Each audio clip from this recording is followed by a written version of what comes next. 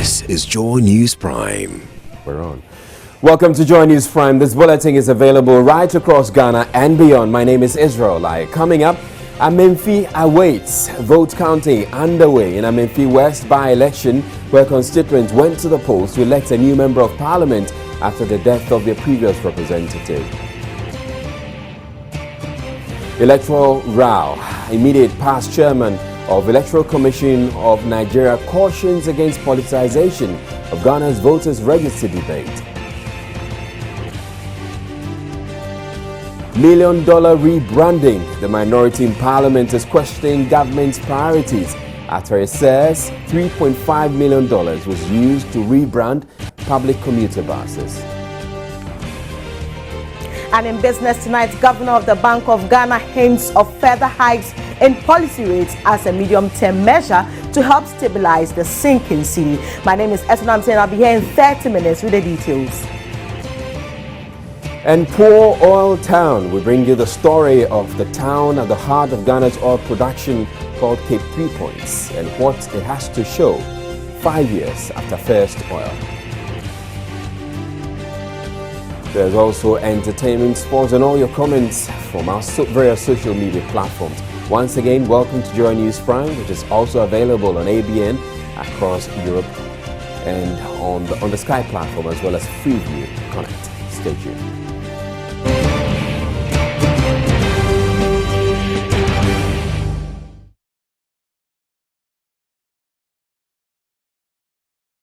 Newly appointed police commander of Accra Region COP Ekufu Dampare is assuring the public of stricter and more effective policing. In his first interaction with journalists, COP Ekufu Dampare promised to work hard to deepen public confidence in the police service. The Greater Accra region has for some time witnessed a series of robbery incidents. Residents and property owners have complained about the police service's inability to combat crime. At a news conference, newly appointed commander of Accra region, COP George Ekufu Dampare, shortlisted the 7 biggest security threats in the region.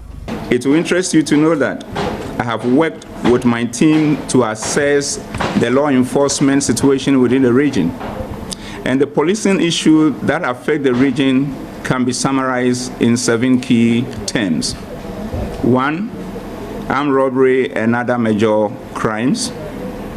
2, chieftaincy and communal conflicts and violence. Land disputes and associated land guards. Politically motivated conflicts and demonstrations. 5, non-political public order events and demonstrations. 6, narcotic-related crime, and 7, traffic management. As we work passionately to address these law enforcement issues that we have identified, my team and I believe that the true measure of success is not how much we promise, but how much we deliver. We shall therefore be more modest in our words, but not in our performance. And we shall get things done without so much fanfare. For the Ghana Police Service, the public also has a role to play in keeping the community safe. The public should improve on their security consciousness by being aware of certain key security promptings so that they will not fall victim to instances of crime. Second, we urge the public to partner with us by sharing information with us at all times, because without such sharing of information, we will be handicapped in achieving relevant results. And thirdly, which is very important to me, is to advise our family members who have questionable characters to mend their ways before the police get them. We think that if we do these 3 things, and we also from the police side also do the things that we have highlighted, then we will be having an environment where the communities will be safe and secure. The minority leader in Parliament, Osei Asare, is questioning the allocation of $3.6 million for the rebranding of 115 buses for the Metro Mass Transport Service. Speaking on the floor of Parliament, Mr. Osei questioned government's priorities, especially when key sectors of the economy are underfunded. Information that I have is that you have made provision you have made provision to spend, the ministry has made provision to spend 3,649,000 of ABFA to rebrand the 116 buses that are parked here at the premises of Parliament. Mr. Speaker, the rebranding is the pictures that have been embossed on these buses. Mr. Speaker, it translates to about 31,000. What we are seeing there, 31,000 Ghana cedis on one bus. 31,000 Ghana cedis for the rebranding of just one bus. 310 million on the rebranding of one bus. Mr. Speaker, that cannot be tolerated. Meanwhile, the Transport Minister Ghana.Video is warning her ministry will not be able to achieve targets for 2016 due to cuts in its budgetary allocation. Its 2016 budget is 126.3 million cedis, even though the ministry asked for 600 million cedis. Moving the motion for the approval of the ministry's estimates, Ghana.Video said her outfit will struggle to implement plans and projects next year. I wish to draw the attention of the House to the fact that this allocation, as against the planned budget of 688,759,724 Ghana cedis, is woefully inadequate to meet the developmental needs of the sector in 2016. The allocated amount is 65% less than the 2015 approved budget of 361,652,706 Ghana cedis.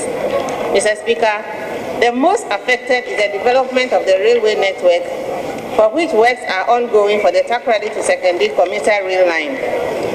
The provision of 10 million from ABFA cannot meet the completion cost of the project schedule for next year.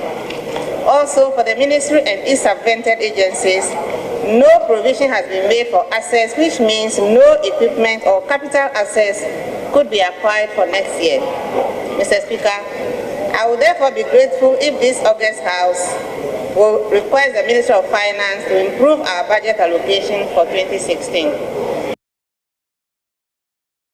Now, counting is underway in the Menfi West constituency, where voters just concluded casting ballots for a new member of parliament. Voting was largely peaceful, despite reports of disturbances at one polling station where the electoral register couldn't be found. Correspondent William Benjamin Peters joins us now on the line with an update. Good evening to you, William. Any idea who's winning with the votes counted so far? So far, with the few centers that are gotten, it's a little bit dicey. You can't decide for now because the two main political parties, that is the NDC and the NPP, are dominating in all the votes that is coming in currently. Currently, I have the results from the DC primary at Barima. Over there, the PPP had 4, USP 1, NPP 108, NDC 36. Then again at Sabako Preparatory, the NPP had 236, NDC 149, PPP 5, USP 0. Then at Bredicro, PPP had 2, USP 1, NPP 91, NDC 147. Again at Community Center, the NPP had 157, the NDC had 133, the PPP had 11. Then the USP had 1. Then again at low cost, PPP had 5, USP 0, NPP 113. All right, William.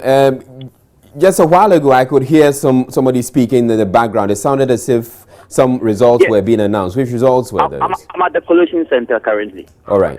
Now, generally, what would be your assessment of polling? Come again. Can you come again, please? I'm asking, what would be your assessment of polling generally throughout the day? Oh, it has been successful. It has been successful, except for the few challenges that we had at the Bremen DC GHS this morning, where the voter registration was missing. But fortunately, because we retrieved later on and voting started at 9 a.m. I'm curious, So, where did they find the voters register eventually? I'm told it was found in one of the back taken to a different voting center over here in the constituency. It was supposed to be at Bremen DC JHS, but unfortunately it was taken to another voting center. Right. But unfortunately, fortunately, the authorities were able to discover it, and it was brought back to the center for voting to commence at 9:30. What would you say about turnout? Come again, Israel. What would you say about voter turnout?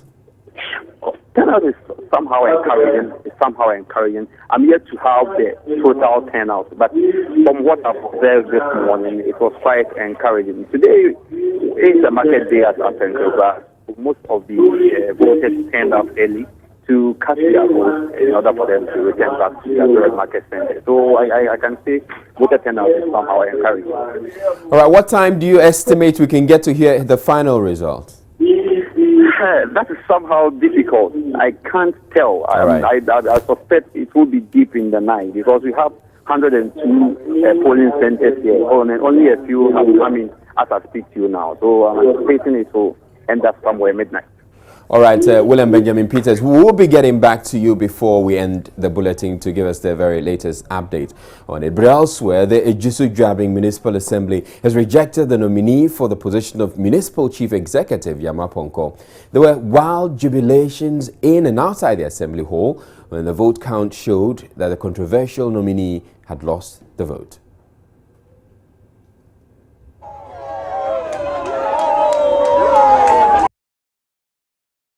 Correspondent Prince Apia joins us now on the line with more. Good evening to you, Prince. Tell us more about how the voting went.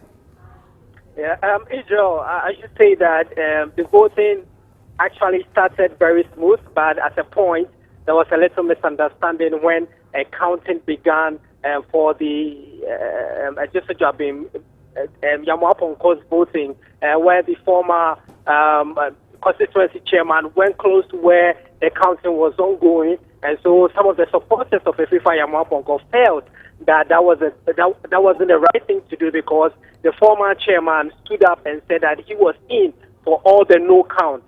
So they felt that he was in for a diabolic, some diabolic activity. So they came in the rush and halted the whole process for some time before they continued. But I should say that early from the beginning, from the morning, there was heavy security presence there. The reason being that previously, earlier, some constituency executives, some residents had invoked curses on anybody who would stand behind Efifa Yama Ponko, vote for him to become the MC for Ejisu-Juabin. So a lot of people were afraid, the executive leadership were afraid that something could happen, some violence will happen. So there was a heavy security presence there, and it took some time. The regional minister, Kumasi Mayor Kojobons were all there to ensure that peace prevailed at the voting center. I should say that even before Yama Ponko's voting actually happened, they were supposed to vote for the presiding member of Ejisu-Juabin before they could vote to either reject or accept the appointment of Yama Ponko. And that had happened 4 times. So today was the 4th time. And I should say that it took one of the contestants, Michael Owusu, to step down before they could get a presiding member. They voted first time. The winner was expected to get 2/3 of the votes, but he had 33, and then another contestant had 32. So one had to step down for the others to go before the main voting to either reject or accept. All right, so staying with Yama Ponko, he lost the vote. Is it the case that they are afraid, the people who voted were afraid of the curses that were held at them, or is it the case that the guy is simply not popular? Yeah, I'm putting my ears on the ground, and what I first heard was that most of them, majority of them, were afraid of those cases that were invoked. But when I spoke to most of them, what they tell me is that they didn't like the leadership style of Yama Ponko for the period he was the municipal chief executive, and that he was very autocratic, he was imposing, he was like a dictator, and he didn't respect either the assembly members or even workers at the assembly he was working with. So that is some of the reasons why they actually voted against him. And they are saying that it is a statement to the president that he shouldn't bring him back to the Municipal Assembly. Prince, what has been his reaction? What has been Yama Ponko's reaction?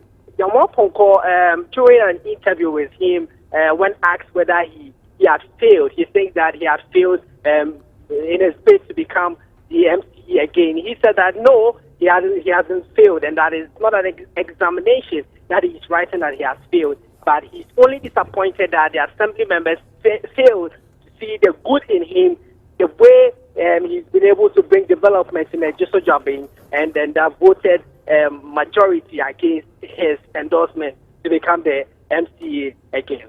All right, thank you very much, Prince Appiah joining us there from Kumasi. We're taking a break on Joy News Prime. When we come back, we have more stories.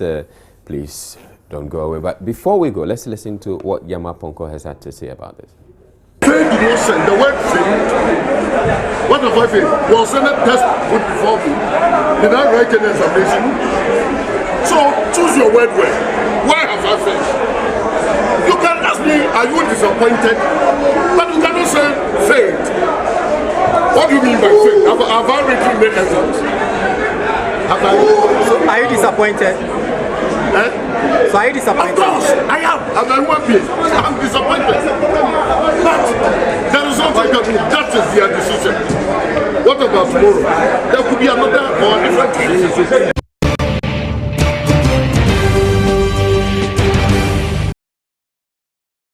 Right, you're watching Joy News Prime, and still to come in the bulletin, we have the immediate past chairman of the Nigeria's Electoral Commission cautioning against the politicization of Ghana's voters register.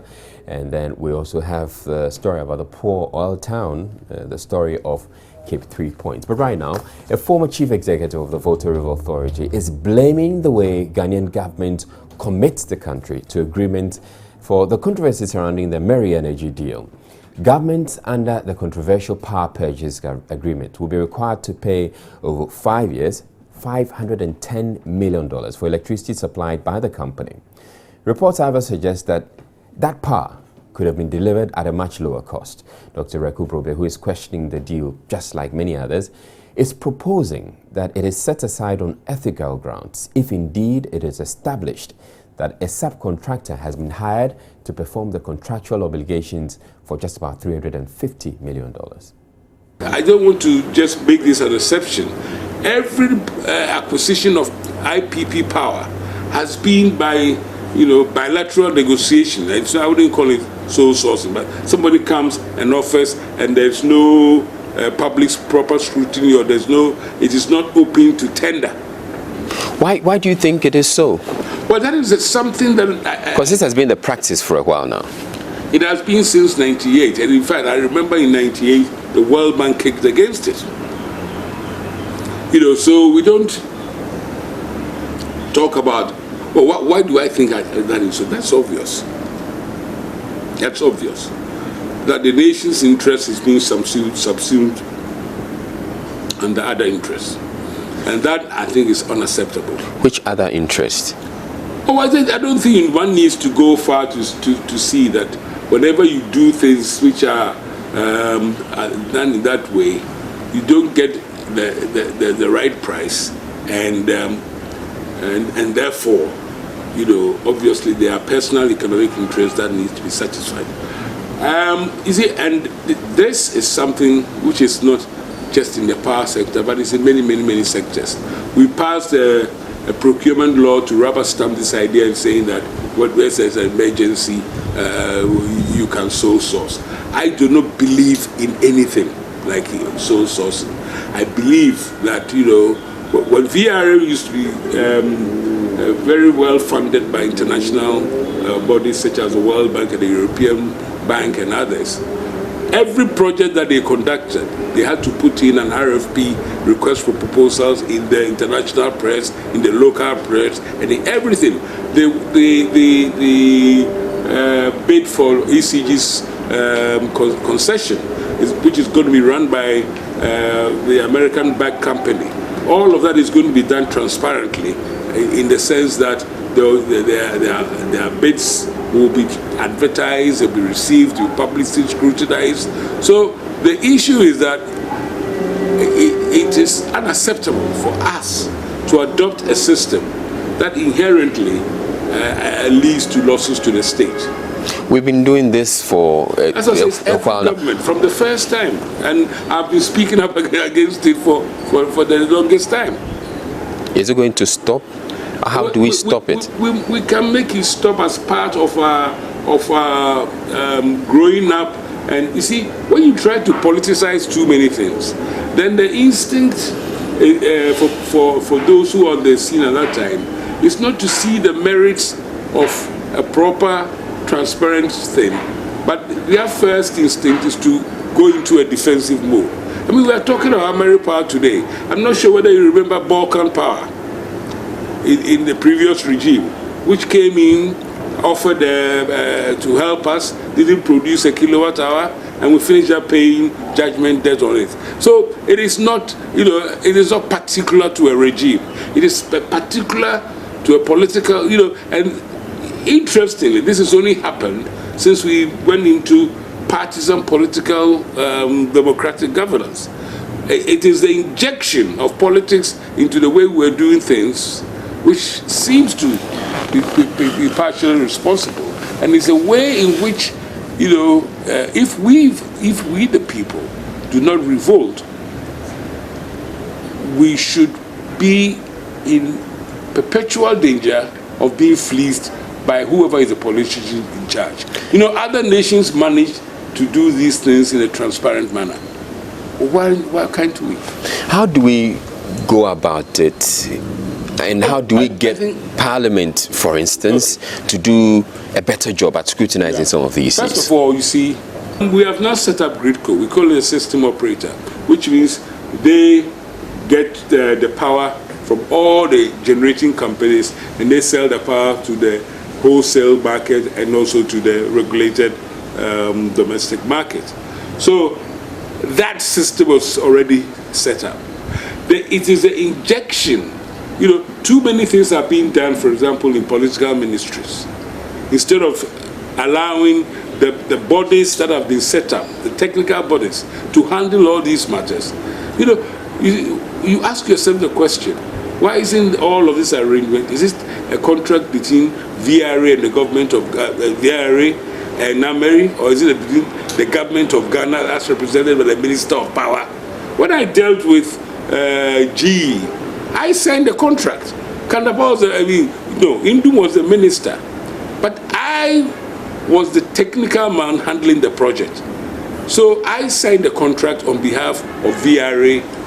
The fact that VRA is owned by the government of Ghana is immaterial, but it is the operator. You see, so it can be done.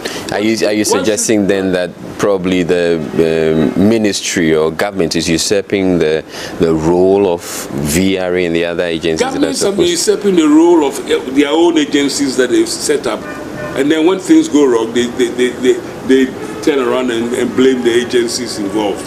You set up an agency. You see, we should learn to distinguish between the role of a ministry, which is to make policy, and the role of a technical organization, which is to implement policy.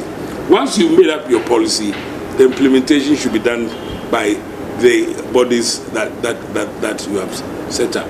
You have bodies also like Energy Commission, which is to provide advice, which will form the basis of your policy. Back to this Ameri deal, what do you think should happen to it? I think,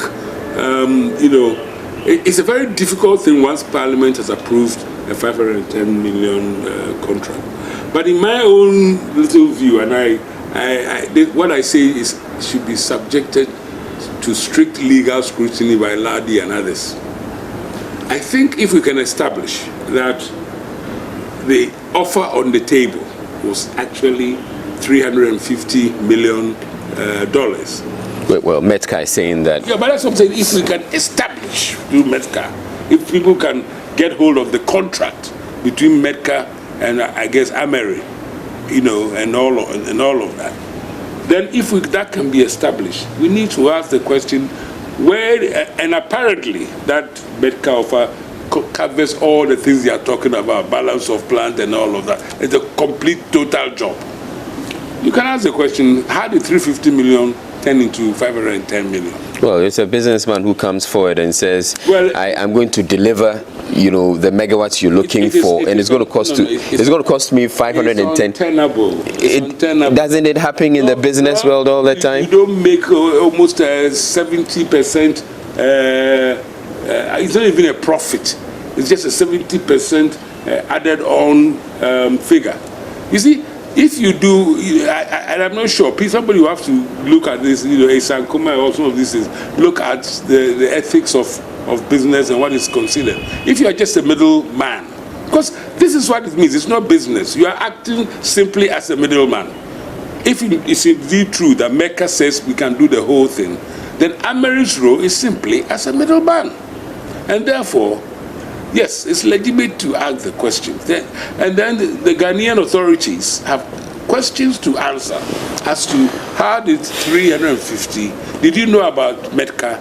If you didn't know, why didn't you know? Why didn't you know? Did GE recommend Medca to you?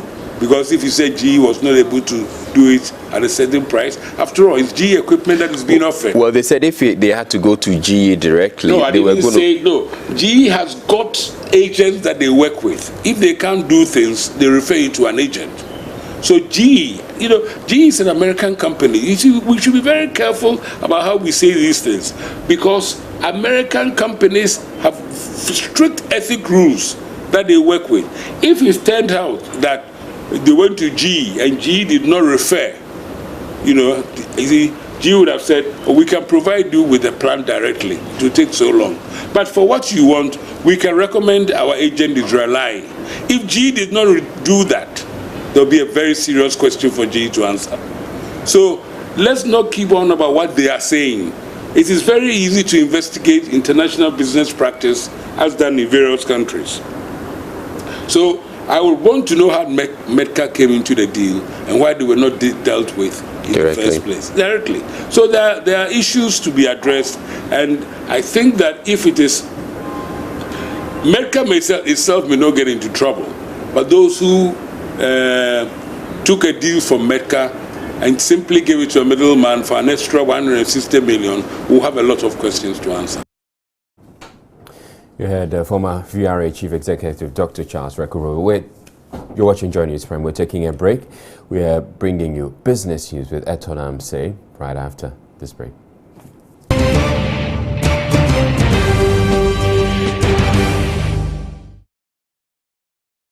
All right, it's time for business. Barima Osei is here. Good evening to you, Barima. Hello, Israel. Interestingly, we all have some orange somewhere in the... I think you spotted me in orange. You decided to wear an orange tie. No, but I get it. From the house with an orange tie. So I get it, Israel. How am I able to do that? What's coming up in business? Well, it appears that the Bank of Ghana is hinting of increasing the policy rate. Just last month, it increased it by 100 basis points from 25 to 26%. Now, that has implications for... It does. If you're servicing loans, it means that you're going to be paying high. And they're doing this, and they're saying that the reason is what? To stabilize the city. Over the years, we've had them increasing the policy rates. I don't see it stabilizing the city, Israel. Well, maybe if they didn't do what they had to do, the situation could have been worse. So I don't know, it's not working. I don't see it. You can't say it's not working, right? Just take it easy. Easy. Give us the business news. All right, now, Governor of the Bank of Ghana has indicated that there might be the need for further hikes in policy rate to help stabilize the city in the medium term. In an interview with UK-based research firm Oxford Group, the governor noted the action is critical to consolidate gains made so far with the city. More in this report. The governor, in an interview, maintained that their own investigations have revealed there is always a link between high demand for foreign exchange anytime there is excess Ghana cedis in circulation, hence the need to come up with additional measures to stabilize the local currency. Dr. Wampa argues that, quote, if you want to have an effect on demand for forex, then you would want to tighten policy more and increase the policy rate, unquote. The governor, however, admits that this action will lead to the cost of credit hitting the roof He also admits that growth in the short term might be affected, but maintains these policies would help things pick up in the medium term. On regulations for the microfinance sector, the governor noted that there are plans to increase the Bank of Ghana's presence in each region, adding this localized approach will help the central bank identify the challenges facing the sector and address them quickly.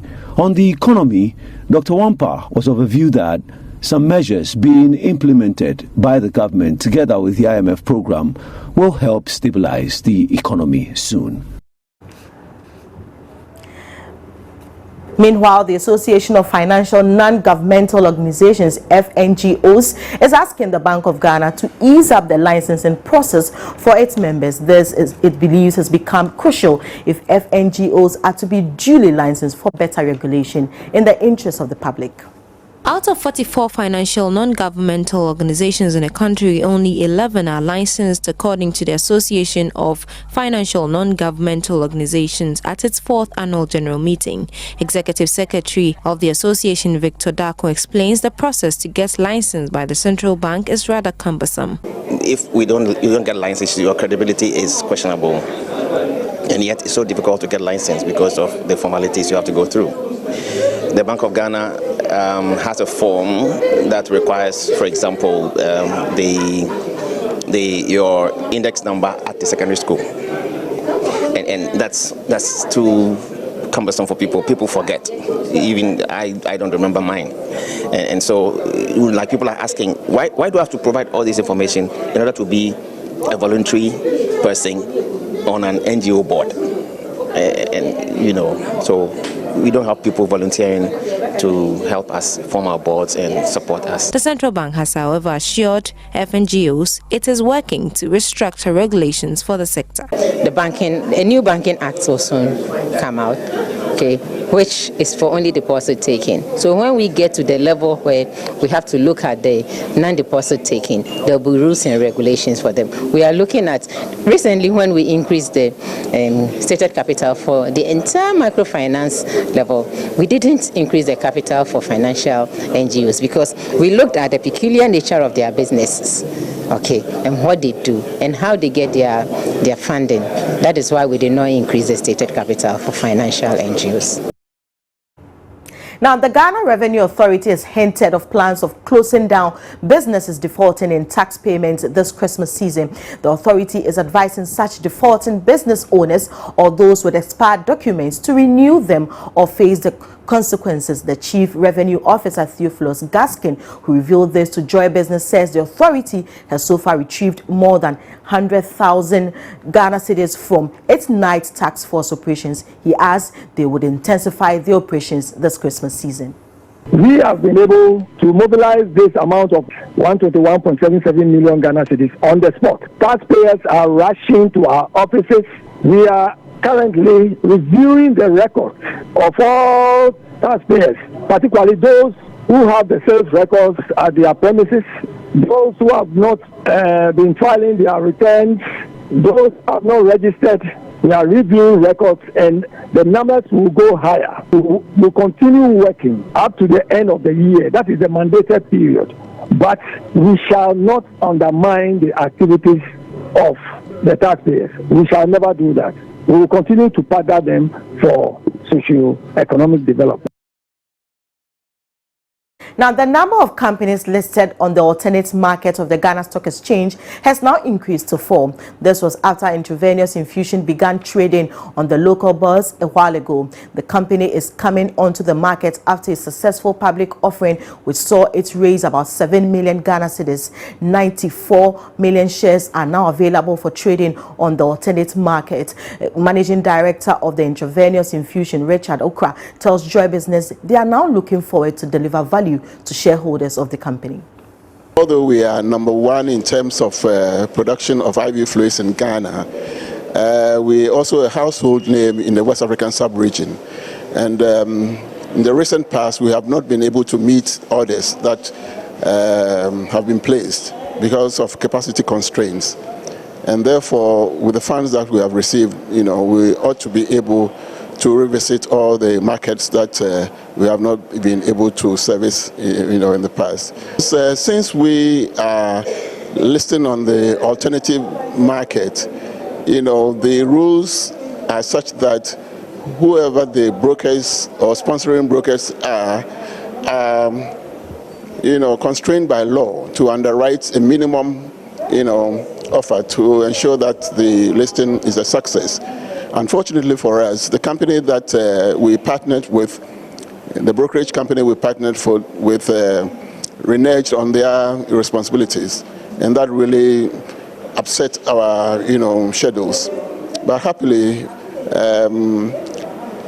Data Bank Brokerage and Carl Brokerage Limited came on board, and they have been able to assist us to navigate these difficult, waters, if you like. Time now to talk cash and also advice on which stocks to look at for this week, and John is here to help me do that. John, I see different equities trading today. Exactly, for a long time. You've not been seeing Ghana.Video Company Limited, Unilever, Goil, and Produce Buying Company Limited. But today, they all came to the party. And I must add Intravenous. Intravenous actually also went to the market to raise some money. Right. But since you dealt with it, I would want us to actually be looking at these particular equities. Today, GGBL, which is Ghana.Video Limited, and then Unilever, added a peswa each to their investors today. Right. Actually ending the year, I think you would want to see your shares adding value to you. Would you want to find out? I want to. Exactly. So I think that's it. But unfortunately, Goil and Produce Buying Company Limited deducted 1 peswa each from their equities. But I think the signal is that they are making themselves a bit cheaper for a lot more investors to actually come onto the market. It's a good thing, but for those who are holding the shares, it's not a good thing for them. So basically, that's exactly how the market. But in terms of liquidity, the market was quite good today. It's almost over 800,000 shares trading at a value of almost about over 2 million. Okay, that's quite significant going forward. Significant. It is indeed going forward. Even though if you look at the size of the market,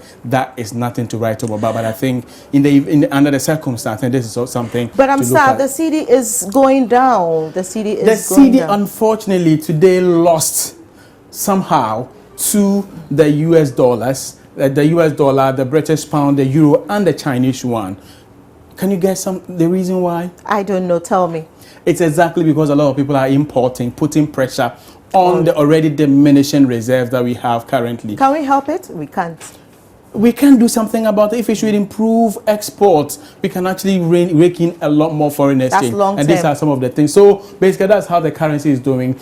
Today being Tuesday, I think it's not done so well against its trading partners. But then let's look at bets on the commodities, crude, gold, and cocoa. Fortunately, we are not seeing that declining trends we saw last week, and then yesterday. Yeah. Today, as we came to studio, crude is doing almost about 38.98% per barrel, adding almost about $1.41 to its it's still not good, especially when as of last year July it was around 114. Depending on where you're standing, it could be good or bad. Right. Good. As a driver yourself, you would want to buy fuel at a cheaper cost, right? But then, as an exporter of oil, we need the prices to go up. So where do you stand? But the picture is better today than yesterday. So, of course, gold also gained almost about $2 to close at $1,062. That's how it is. So basically, we are seeing some changes today, but as to whether it's going to continue, time will tell. Exactly. So, Eto, that has been the market. Thank you, John. So good. Yeah. Thank you, John. And that's how we wrap up with business. My name is Eto. Say make a date same time tomorrow. And also, if you want more news, log onto myjoyonline.com. Welcome back to Joy News Prime. The former head of Nigeria's Electoral Commission, Professor Atahiru Jega, is advising against a political coloration of the current debate on Ghana's voters register. Professor Jega is in Ghana for a series of public engagements as part of the 25th anniversary celebrations of the Institute of Economic Affairs. Doubts have been raised about Ghana's electoral roll after the opposition New Patriotic Party described it as bloated. Speaking to Joy News after paying a courtesy call on Chief Justice Georgina Wood, the leadership of Parliament, and MPP flag bearer Nana Akufo-Addo, Professor Jega said the debate over the voters' register should be devoid of political sentiments. Always, in all countries, there is always a debate as to how to improve the quality of the voters' register, and I think it's a healthy debate, and I think what is important that it should not be a partisan debate.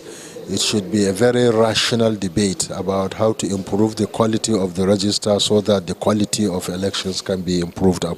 When you say partisan debate, what could be the consequences if it's... What I mean is that when people are looking at the question of the integrity of the register, they should look at it carefully from the point of view of deepening democracy, not from individual calculations. Now, conflict between fishermen and oil companies on exclusive zones for fishing have been resolved. That's according to the Minister for Fisheries and Agriculture. Sector Minister Sherry Aite announced this at the Meet the Press series in Accra on Tuesday. Hanodame has more. Since the discovery of oil, some fishermen have blamed petroleum exploration for their inability to catch as much yield as they used to. This is because of the prohibitions against fishing by within a 500-meter radius of exploration site. In some instances, this has sparked conflicts between fishermen and oil companies. Minister for Fisheries and Agriculture, Sherry Aite, told the Meet the Press event in Accra that an agreement has been signed to put the matter to rest. Recently, we came together, the Ministry of Fisheries and Aquaculture Development. We organized a platform. We met with the oil companies and then the companies in the gas production, and we have established a committee. And this committee, we are going to harmonize all our activities, and importantly, to ensure that under the United Nations law for the sea, fishermen also get equity in the resources of the ocean. So they have agreed that at this platform, they will use part of their profits for training, part of their profits to help fishermen engage in other activities that can create wealth for them. Madam Aite also announced the construction of 25 new landing sites and the introduction of a closed season to allow fingerlings to grow as part of measures to improve fishing in Ghana. Next year, we are going to introduce what we call the closed season. Closed season means that for certain vessels, they will not be fishing for 3 months. And thus, we are doing this for conservation of our species within the ocean. 2016, we will add additional 25 more landing sites. And we think this will go a long way to boost the lives of fishing communities. Madam Aite also assured fishermen premix fuel, which is currently in short supply, will be available by next Monday. It is Tor that produces the premix fuel for us. And I think they were short of gasoline. The two companies producing were short of gasoline, but the problem has been resolved. Now we have, Tor has received gasoline and is giving the gasoline to the companies that makes the premix fuel. We appeal to our fishers to bear with us, and from Monday, there will be premix fuel to all the landing stations. For Joy News, my name is Hannah Odami. All right, so guess who's back to tell us what's coming up on Joy News Interactive? Aisha Ibrahim. Hi, Easy. Yes, you're welcome. It's great seeing you after a long while. Interestingly, you can tell she has some orange in there as well. It's an orange evening, I guess. Right, so what's coming up? Well, it's all about the interactive segments. We'll start off with the much talked about Amenfi West by-elections, which is underway, or counting is actually underway. Which party do you think will win? We'll have all of that plus your comments coming up shortly. I'll be back before you know. Right, certainly. So Aisha Ibrahim will be back before you know in the second hour. Plus we have entertainment and sports all coming up. Please stay tuned. We'll be back in a bit.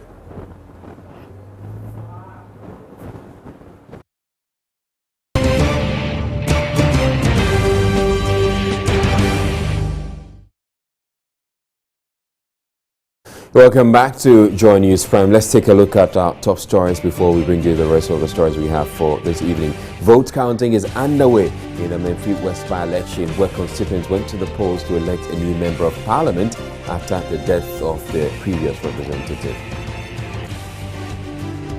With votes from 57 polling centers counted, the NDC candidate is leading with 8,241 votes against 7,292 for the MPP candidate.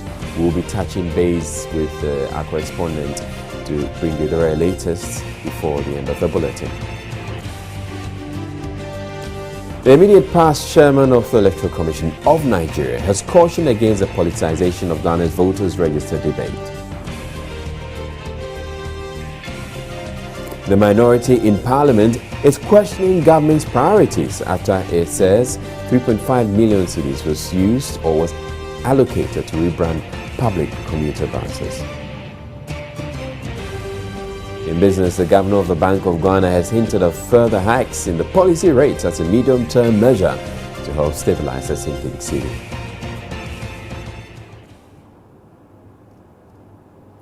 Now, the town at the heart of Ghana's oil industry has little to show for its fossil-rich geography.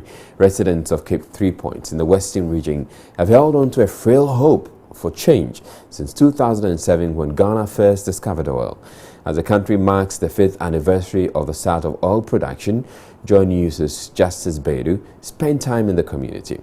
In the first of a 5-part series, he describes how poor education inevitably leads to poor people.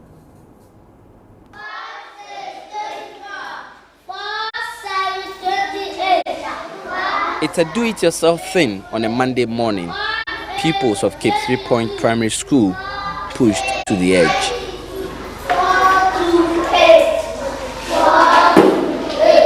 Stories of children learning under trees with no chairs to sit on and teachers to teach is common in Ghana, but that of Cape 3 Point is rather interesting.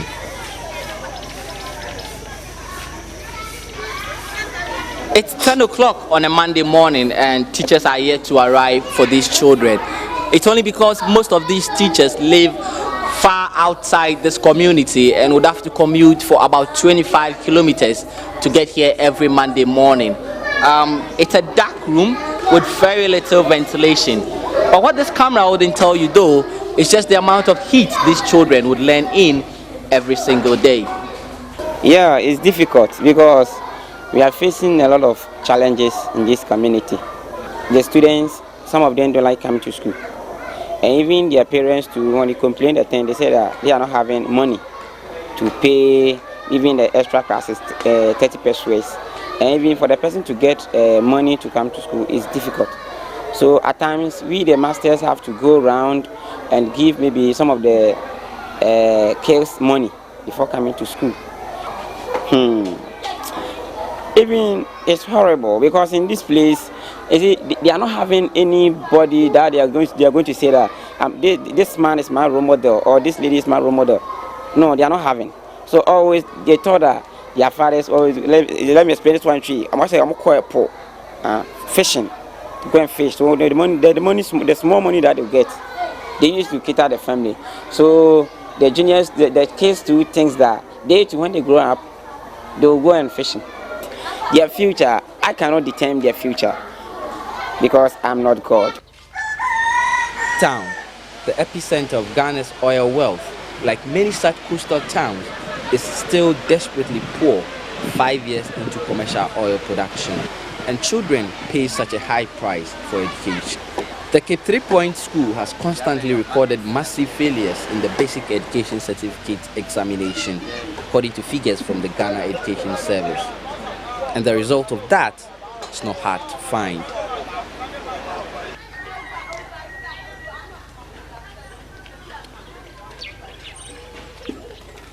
In the heart of the town, I meet 21-year-old Esther Yeboah. After scraping through the education system here to make it to the senior high school, she hits a wall. I'm not comfortable, especially when they be all kinds against him. Them never you panka. Miss come the top until now. Esther, like many her age in this town, is trapped. No qualification to move on, and yet. When you don't with the environment, because environment also counts. Environment also counts. It's in one side of the environment. I had environment when you're good. So there, more from man, walk school, they only teachers watch child. My mate, one teachers watch child. But more from man, when need school, so you share it. Just for one day, we share it. Till the last day, and son, work on a whole social. Now, apart from that, one kind wish teachers for both fortune, when the one kind wish. You see, all the head of them, so honestly, they didn't know who headed school. In fact, that she work with any more places, so own to me express myself. Not down why single now. By August of 2015, Ghana had raked in over $3 billion in oil money over the last 5 years. But stories like that of young people in Cape 3 Point, at the heart of the petrodollars, raises questions over where young people stand in all of this. Justice Bedu, Joy News, Cape 3 Point. Now, judges and other judicial officials in Wa were shocked on Tuesday morning when they were told to move proceedings to an uncompleted building complex. The idea, it seems, was to pave way for the renovation of the main Wa Court complex. Our Upper West Regional correspondent Rafiq Salam joins us on the telephone. Now, good evening to you, Rafiq. Tell us why the building needs renovation. The building was given to Savannah as a very developed Sada to use as their offices. And so what is happening is that they want to give the place a face by first carrying the place and also renovating the place for it to be used as their offices. So how did they eventually manage with the immediate shift or urgent shift?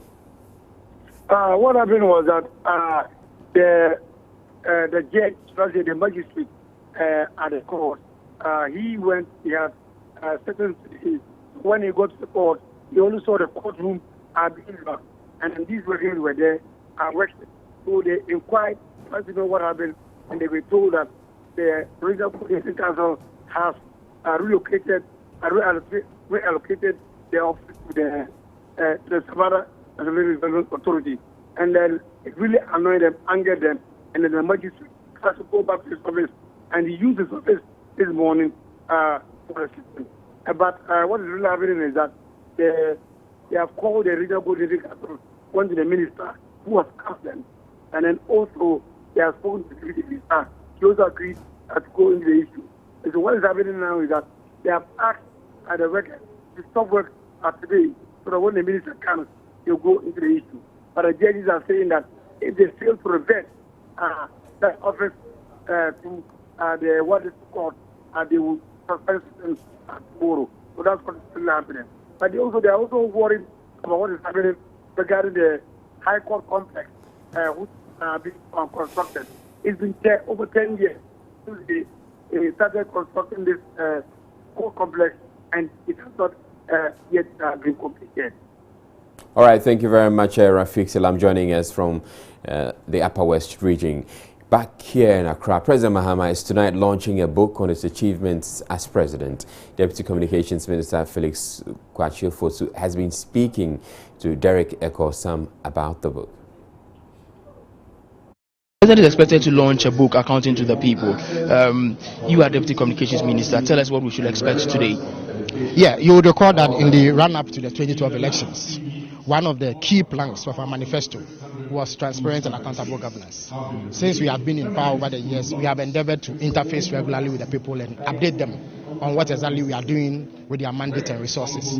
So this evening event offers an opportunity for the President to directly reach out to the people of Ghana and explain to them in considerable detail what he's doing as president to improve upon their lives and transform our country. So the president will do a presentation that captures the essential highlights of what is in the book.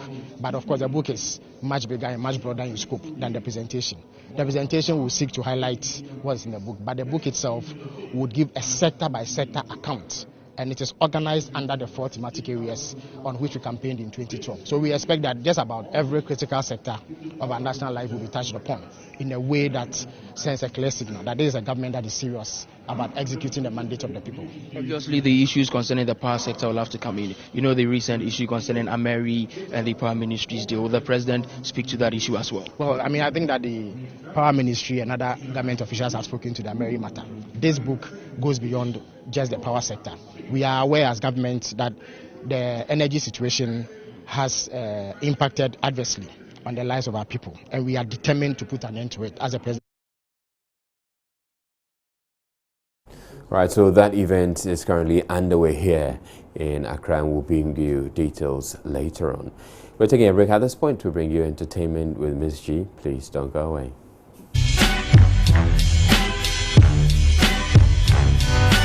Entertainment news is brought to you by... Right, it's time for entertainment, and Miss G is here. Yes, I'm here. That's the best. Angel. That's the best I'm going to do as far as singing is concerned. It's time for entertainment, and Miss G is here. That's like you're reciting. I don't think you're singing. There was a bit of a rhyming there. Okay, but it doesn't mean that you're singing. Okay, I'll try another time. Oh, I thought you were going to try to impress me now. Let's get on with the news. Let's go. Anyway, first African to be nominated for the Grammys. Now, is he the first African? Yes, at least that's what we know. First Ghanaian. Okay. First African because Angelique Kidjo and the rest have been there. Yes. So first Ghanaian. Okay. So first Ghanaian. To be nominated for the Grammys. Whoop, whoop, whoop, whoop, whoop. Rocky Dawuni. Yes, we just finished celebrating Reggie and Boli, and we're looking forward to get another one, something else to celebrate, and that's Rocky Dawuni. And he's in town for a concert that is set for the 18th, that's this Friday. And coincidentally, he had planned this concert before his nomination, so now he calls it that it's going to be the party to celebrate, his nomination and all that. Now, I got the opportunity to speak to him on various issues from the music terrain here in Ghana, how he got to know of his nomination, and then also whether he thinks that the barrier to some of our musicians not getting nominations outside Ghana is because most of our songs are done in our local language. He thinks otherwise. Right. Well, I found out about it through social media. It's like the power of social media. I woke up, I knew, it was all in the news on the eve of the Grammy nomination that. All right, so we're having to break into the entertainment segment to bring you that event that's taking place here in Accra. It's President Mahama launching a book, Accounting to the People. Let's go over to the venue right now. Built 1,614 different, we've done 1,614 different projects at the basic level in order to improve the environment in which the children learn. And in the cities, especially if you take the Greater Accra, the progress that we have made in terms of providing infrastructure has led to the abolition of the shift system that existed before. And so, because there was not enough classroom space, children used to go to school in turns. Some went in the morning, others went in the afternoon. But with the advent of the Millennium School projects and the Schools and the Trees project, we provided a lot of classroom blocks, not only in Greater Accra, but all over the country. But as a result of that, it has ended the shift system in Accra. And so if you see a school child roaming about in the morning and not in school, and he tells you that, I'm on afternoon, tell him you're lying. There's no afternoon shift any longer. And so expansion in infrastructure has been taking place at a rapid pace. Aside from that, we've been engaged in pro-poor support to pupils at the basic level by providing them with school uniforms. There's a school uniform program that targets children in deprived districts and provides them with school uniforms. We also provide them with textbooks and exercise books so that they can write their notes and do their homework And this year, 2015, we started a new program to provide school children with school sandals in order to complete the dressing. We were giving them uniforms without sandals, and so we started a program this year to provide school sandals. We distributed about 10,000 of them. It was a pilot, and in 2016 we're going to expand it. In 2016 we intend to distribute 100,000 school sandals to children in deprived districts. We have also provided computers in all the schools so that the children can have access to computers and be IT literate. In-service training for teachers is taking place, and ICT deployment, that is connecting schools to the internet, is happening. This is my favorite picture. This little boy is called Collins Agbo, and he attends the Adam Methodist School. And so he was one of those who benefited on the day I launched the school. All right, so that was President John Mahama talking about his achievements in the past 3 years of his presidency. Let's come back into the studio and to entertainment. Before we took that break, we had to break in to go over to President Mahama's speech. You were telling, we had that interview with Rocky Dawuni. Yes. What else was he saying about, first of all, you asked him the question whether the use of the local language, language was a barrier. Yes, he said that, well, he won't sing or he cannot sing in our local language, but he tries as much as he can to project, the African culture. So Exactly. And if you listen to this African Thriller, the song that was in the background, it has a lot of rhythm that could represent Ghana. He says that, well, he doesn't think language is a barrier. What he rather thinks is that, and encourages that, you emphasize on something else, because some people can sing in their local language, but the rhythm could catch somebody's attention, get someone's attention. You could also use other means, maybe the video you put out there. But he agreed that the standards have fallen, though. Yes, and then he says that he would like to have collaborations with Samini, Wiela, Stoneboy, and Shatawale. We're looking forward to that. Sure, we're hoping it's going to happen. Sure. Right. So, we all get depressed sometimes. I don't know about you. I get depressed sometimes. What about you? Yeah, once in a while. Yeah, once in a while you get depressed. You know how people see you and they think that everything is so cool with you? Well, these guys who, like yourself, Yvonne Nelson, Papi Kojo, A+, I got in touch with them and I decided to find out from them if they've ever been depressed before and what exactly gets them depressed. Yes, I'm human, of course. Share the experience and how you were able to overcome. Okay, it's not even once or twice, so I don't know which of them. But yeah, everybody gets depressed once in a while. To what point? Just eating and sleeping, or just watching movies and just trying to forget. I mean, I'm not a drinker, neither am I a smoker, so I don't have anything that helps me to forget my problems. I face it. What can never get Yvonne Nelson depressed? Even working sometimes. Sometimes you'd shoot and be on set until like 1, 2 a.m. I've never been depressed. You have never been depressed in life? You know my address. I live on the lighter side of life. I don't take things too serious. I am somebody who live and know that everything is possible. Anything can happen. I expect everything. Nothing surprises me. Nothing makes me depressed. No. I don't ever get depressed. So how did you get this resolution? It's me. That's me. I live by the day. Very conscious that everything is possible of happening. Everything can happen. That's it. Because I wanted it so bad and I couldn't get it. Me and my girl, she won't come. Why lit? How kids? Well, we all go through it. That moment of depression. Well, so Hits FM was in partnership with Harbour City Entertainment and Tema came alive as they took the epic concerts there. We bring you highlights of the event. This year's Christmas has started early with a big pre-Xmas party which came off at the Tema Sports Stadium over the weekend. It was dubbed the Epic Concert. A number of artists including Stoneboy, Paul Kese, Yapono, Papi Kojo, Joey B and Galaxy Boys performed at the event.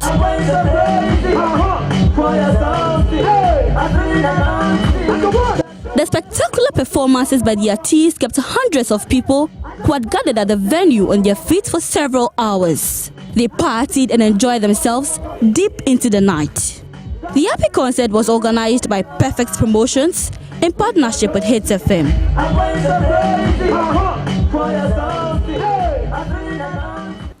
Well, so it looked like a pretty packed concert. It was a packed concert. You know, concerts normally happen in the side of town, but people had to enjoy over the weekend. But guess who wants a collaboration with Jay-Z?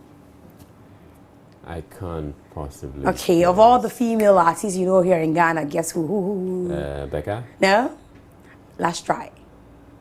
Efia. Oh, yeah, you got it. So, yes, she has a Girl Talk concert coming off on Friday. Yeah. And she's been talking. She says that she hopes to grab, Jay-Z for a collaboration. And she says as well that, look, she's not ready to settle down. So all the guys should, pack themselves so well. I'll tell you more. Yes. All right. It could just happen. It could happen. So, hi Israel, my name is Miss G. Yes. And I've had a crush on you for a long time now. Right. But I see you and now it's just like nothing has ever happened. Okay, cool. Oh, just that. Yeah. On that note, I revoke it. That's it for entertainment. Thank you very much, Miss G. Miss G bringing us entertainment. Up next we bring you sports with Gary Smith. Please stay tuned.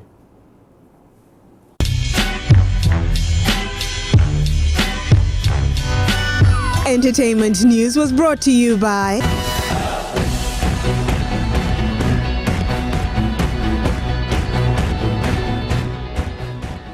All right, so Gary Smith is here, and there's more orange. I hear there's today supposed to be some orange. Yeah, everybody's coming up with some orange of some sort. Must be something in the multimedia water. All right, let's look at so you're going to be talking at Bukom Banku and Aite Paris, that bout. Yeah, on Boxing Day. All right, so I saw him, come into the studio today, and Aite or Bukom? Bukom Banku. I was trying to have a conversation with him, but he wasn't very excited. He was on the phone and he was busy. I said, "Oh, Aite phone that po." I mean, Bukom phone that po. And what is it? Just looked at me. Just go back. Thank your stars. He was in a good mood today. Anyway, so that bout, I'll be giving more details about that bout as well as the latest with Chelsea. And also, thank you for joining us on Sports on Prime. Hello, I'm Gary Smith, and as the bout comes our way on the 26th of December in Kumasi, Aite Power says he has corrected his mistakes, and this time he will finish Bukom Banku in that bout. But I'm very happy Bukom Banku has come back to fight. You understand me? So I don't have any problem. The first time I will fight Bukom Banku, I said I'm not fighting. Later I come and I fight and I lose. And today he said he's not fighting and he's back. So he should make sure that he's a loser. The thing is, like I said before, first fight I made a mistake. That's why things happen like that. By this time, whatever I have to correct myself, I've done it. So I'm going to win this fight. So all the people who is backing me first time, and I let them cry. This time they are going to enjoy themselves. Boss, the thing is, I don't want anybody to talk about my prophet. You understand? Because first time people have been saying negative things about my prophet because of this fight. So this fight, I said, nobody. That's why I said this time I'm going to do juju. Has he given you go ahead to fight? Boss, I said no mention. Don't ask me did he say this or that. I said people should take away my prophet out of this. You understand me? People should take him out of this thing. I don't want people to say whatever my prophet. No. That's why from the beginning I said I'm going to Aigbe so that people don't ask me anything about my prophet. And still you people are trying to ask me something about my prophet. Are you serious about you going to do juju? Oh no. I'm a Christian. It's just I don't want people to talk about my prophet. This. That's why I say that. If I said I'm going to do juju, then why you have to ask me something about my prophet? You can't ask me something about my prophet. That's why I say so. So that people will don't say anything about what my prophet did. No. If I said I'm going to do juju, I want everybody to shut up. That nobody to ask me about Prophet Joshua. You understand me? I know the secret between me and my prophet. Last time, his prophets couldn't give him the win. However, this time, will Bukom Banku allow for any such defeats to come his way? Bukom Banku says he's very prepared for the bout. Because Aite Power is a good boxer. I'm also a good boxer, but I'll beat Aite Power in necessary and superior. I'm training hard. If you watch my body, you know that I'm slim. Yeah. Powers has said this is the time for revenge. Are we going to see that, or you stopping it? It's not revenge, it's a repeat. Say, let me see. Repeat. Powers cannot fit me. Powers, he don't know boxing. He don't get experience to fight in the ringside. You can't beat Tamale boy. I'm from Tamale Sisala. All the Tamale, they support me in this fight because Powers say they go Aigbe. What Tamale people, they wake up in this fight. Tamale, we use SB to killing Powers because he said they go Aigbe. Aigbe is my fans, it's my people, and they like it. But Tamale people is my region, and my motherland is Okuga. I tell Okuga people. The last bout, you traveled the full length. This time, are we going to see a knockout? Master, every beating is beating, but this time I will stop Aite Powers. But Aite Powers is no training. Aite Powers cannot pass from 5. I see God, and I swear with my Quran. I want to tell Aite Powers to he be yob. When I talking prete cannot hear deaf man hear you. Yes, Aite Powers will talk. But if he enter the ringside, you see the big man. Yeah, Aite Powers will talk. But when they enter the ringside, you see that a master, always a master is a master. So what would you tell those that will come to the stadium? I want to tell all the Ghanaians and the more Ghanaians, and I tell Tamale people and Okugwa people and Kumase Ashanti Ini, and I call my father John Mama and all the ministers come and see this fight. Me and Aite Powers, we are the crapula. Bossy die already, but then my brother, we wake, bossing wake up. But that day you see a cockroach is bigger than an elephant. I'm training hard. It's not. You can't go wrong with those two boxes, can you? So December 26th, Kumasi it is. There's a Range Rover as one of the prizes, and you can't miss it if you are in the vicinity. Away from boxing, though, we have some news from Hearts of Oak. As you may know, Hearts are getting ready for the next Ghana Premier League season, which start we don't know. They are in Libya as we speak. They'll be playing 2 friendly matches. Today they played the first one, and they were beaten soundly by Al Ali Tripoli. We have that report on myjoyonline.com. Hearts of Oak suffer heavy defeats to Al Ali Tripoli. Hearts of Oak were beaten 3-0 by the side at the 80,000 capacity Tripoli International Stadium. Now, the interesting thing about this game was that it was filled to capacity, even though it was just a friendly. And a lot of people say that Libya is a war-torn country. However, their football is really, really crisp when it comes to supporting their local teams. So we'll be bringing you more updates and visuals on that in our subsequent bulletins. Going abroad, though, in the last couple of hours, the news has come in that Brazilian midfielder Fred has been banned for 1 year for doping, and that's according to the governing body of South American football. Now, the 22-year-old tested positive for the diuretic hydrochlorothiazide during the Copa America in Chile, and he has continued playing for Shakhtar Donetsk, including 10 Champions League matches while awaiting the verdict. And the South American Confederation have backdated the ban to the 26th of June, and it has also applied it only to the matches it sanctions. However, if FIFA extends the ban worldwide, it will rule Fred out of the league of his local league for the next 4 months. And the Ukrainian league's winter break means that Shakhtar's next match is on 18th February in the Europa League. All right, in the Barclays Premier League, though, there are still reactions from that incredible win from Leicester City against Chelsea. The boss, Claudio Ranieri, is speaking. He says his players are priceless, especially with all the talk that his 3 best players, arguably Riyad Mahrez, Kante, and also Jamie Vardy,